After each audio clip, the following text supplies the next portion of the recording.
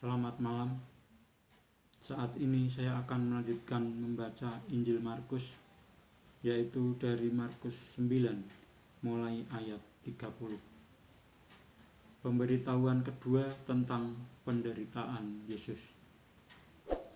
Yesus dan murid-muridnya berangkat dari situ dan melewati Galilea, dan Yesus tidak mau hal itu diketahui orang, sebab ia sedang mengajar murid-muridnya.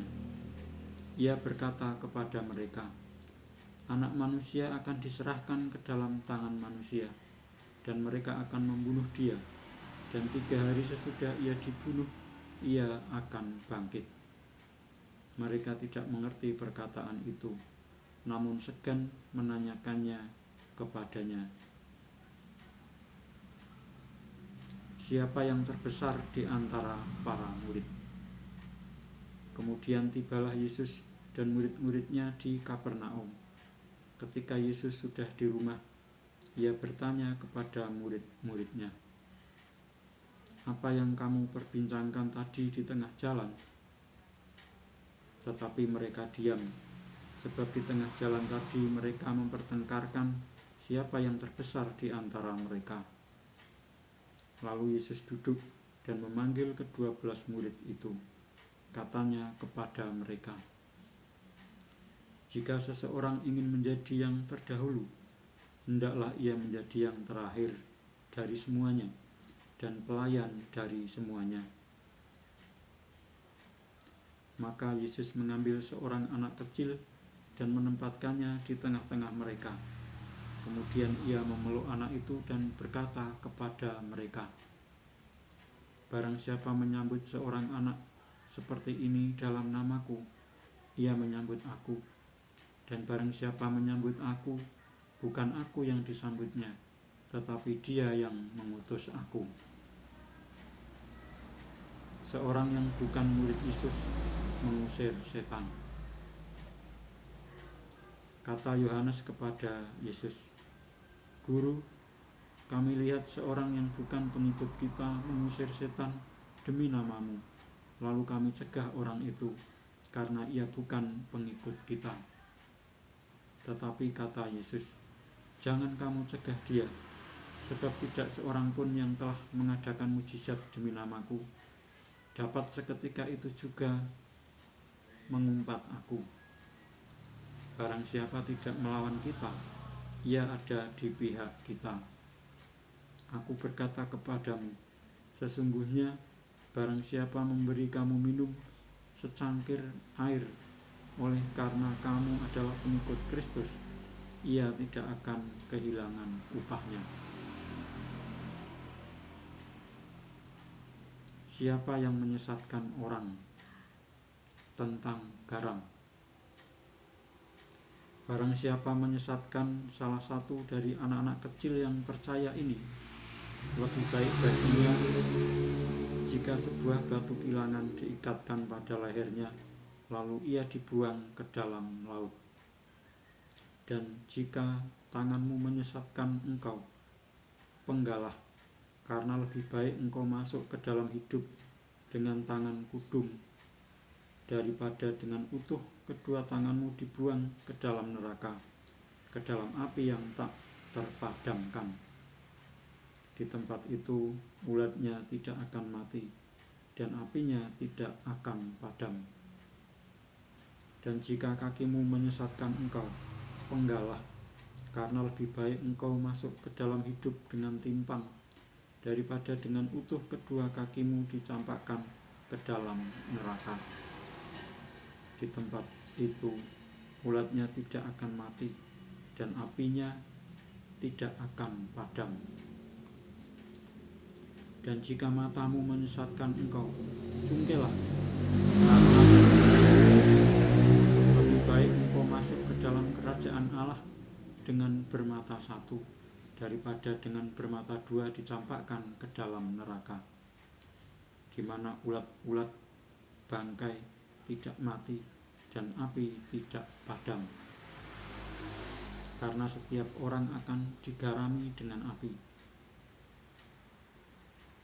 Garam memang baik, tetapi jika garam menjadi hambar, dengan apakah kamu mengasinkannya? Hendaklah kamu selalu mempunyai garam dalam dirimu dan selalu hidup berdamai yang seorang dengan yang lain. Saya lanjutkan membaca Injil Markus yang ke-10. Perceraian.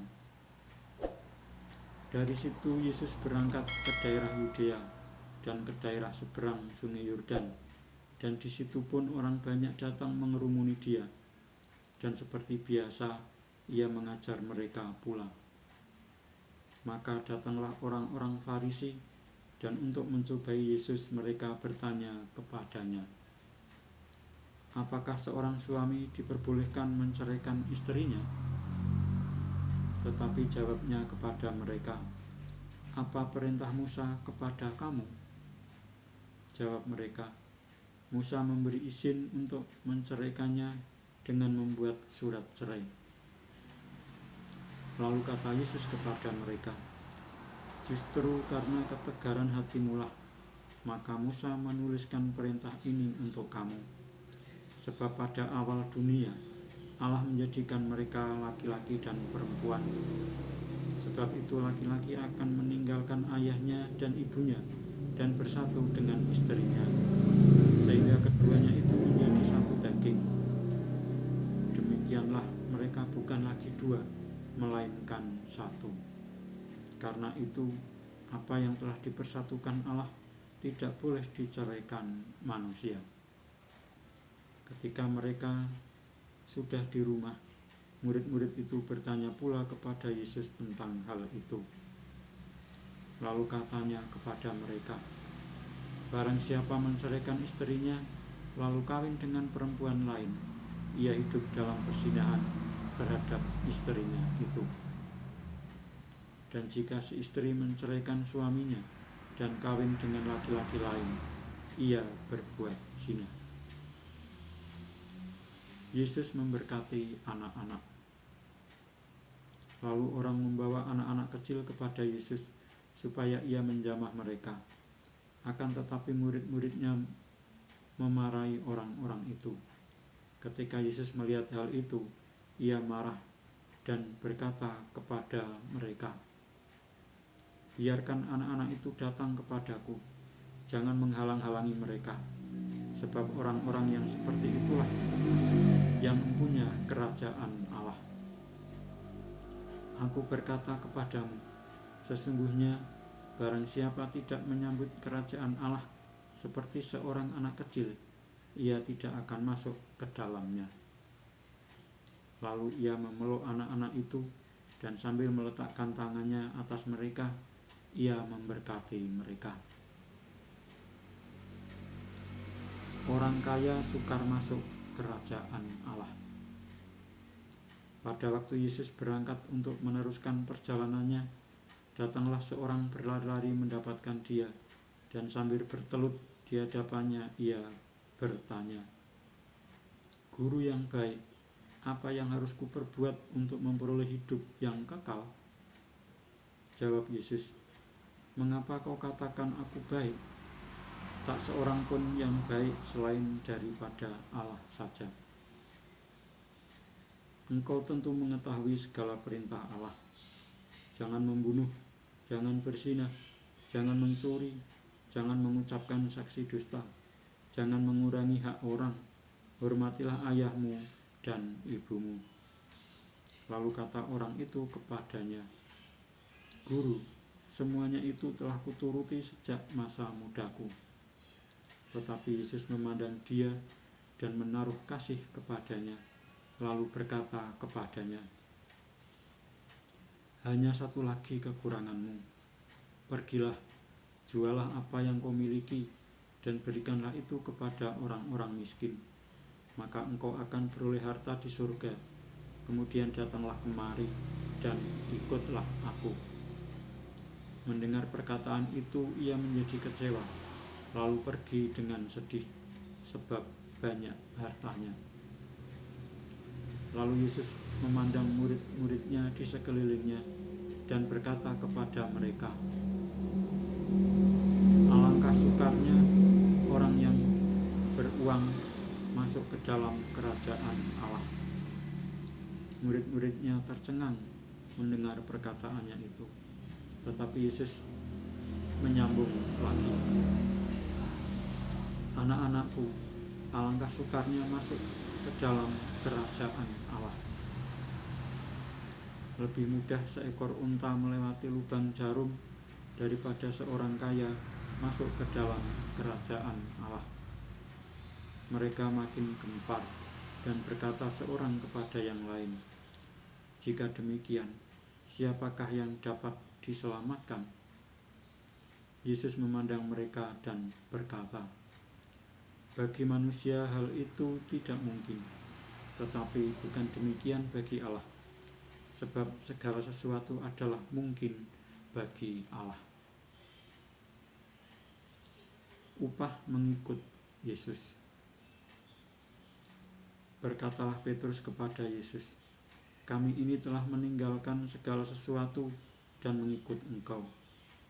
Jawab Yesus, "Aku berkata kepadamu, sesungguhnya setiap orang yang karena Aku dan karena Injil meninggalkan rumahnya, saudaranya laki-laki atau saudaranya perempuan, ibunya atau bapaknya, anak-anaknya atau ladangnya, orang itu sekarang pada masa ini juga akan menerima kembali 100 kali lipat rumah, saudara laki-laki, saudara perempuan, ibu, anak, dan ladang, sekalipun disertai berbagai penganiayaan, dan pada zaman yang akan datang ia akan menerima hidup yang kekal.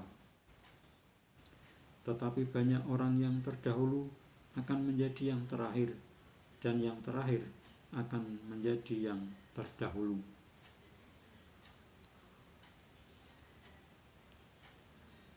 Pemberitahuan ketiga tentang penderitaan Yesus.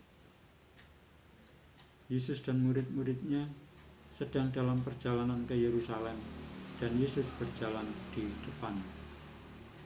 Murid-murid merasa cemas, dan juga orang-orang yang mengikuti Dia dari belakang merasa takut.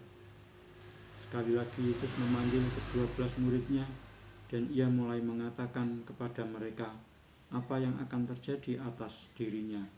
Katanya, "Sekarang kita pergi ke Yerusalem, dan Anak Manusia akan diserahkan kepada imam-imam kepala dan ahli-ahli Taurat, dan mereka akan menjatuhi Dia hukuman mati. Dan mereka akan menyerahkan Dia kepada bangsa-bangsa yang tidak mengenal Allah, dan Ia akan diolok-olokkan, diludahi, disesah, dan dibunuh, dan sesudah 3 hari Ia akan bangkit." Permintaan Yakobus dan Yohanes, bukan memerintah melainkan melayani. Lalu Yakobus dan Yohanes, anak-anak Zebedius, mendekati Yesus dan berkata kepadanya, "Guru, kami harap supaya Engkau kiranya mengabulkan suatu permintaan kami." Jawabnya kepada mereka, "Apa yang kamu kehendaki aku perbuat bagimu?" Lalu kata mereka, "Perkenankanlah kami duduk dalam kemuliaan-Mu kelak, yang seorang lagi di sebelah kananmu dan yang seorang di sebelah kirimu." Tetapi kata Yesus kepada mereka, "Kamu tidak tahu apa yang kamu minta. Dapatkah kamu meminum cawan yang harus kuminum dan dibaptis dengan baptisan yang harus kuterima?" Jawab mereka, "Kami dapat." Yesus berkata kepada mereka, "Memang kamu akan meminum cawan yang harus kuminum dan akan dibaptis dengan baptisan yang harus kuterima.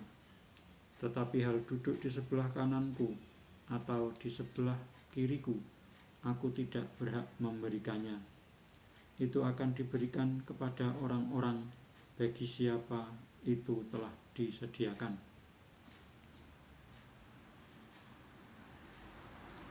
Mendengar itu, ke-10 murid yang lain menjadi marah kepada Yakobus dan Yohanes. Tetapi Yesus memanggil mereka lalu berkata, "Kamu tahu bahwa mereka yang disebut pemerintah bangsa-bangsa memerintah rakyatnya dengan tangan besi, dan pembesar-pembesarnya menjalankan kuasanya dengan keras atas mereka. Tidaklah demikian di antara kamu. Barang siapa ingin menjadi besar di antara kamu, hendaklah ia menjadi pelayanmu. Dan barang siapa ingin menjadi yang terkemuka di antara kamu, hendaklah ia menjadi hamba untuk semuanya.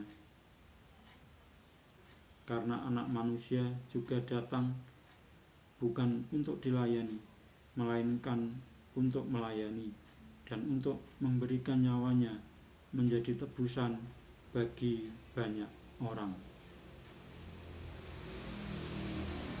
Demikianlah saya telah membaca Injil Markus sampai dengan Markus 10 ayatnya sampai dengan ayat 45. Dan saya akan melanjutkan membaca Injil Markus 10 mulai ayat 46 tentang Yesus menyembuhkan Bartimius pada kesempatan yang akan datang. Sekian, terima kasih.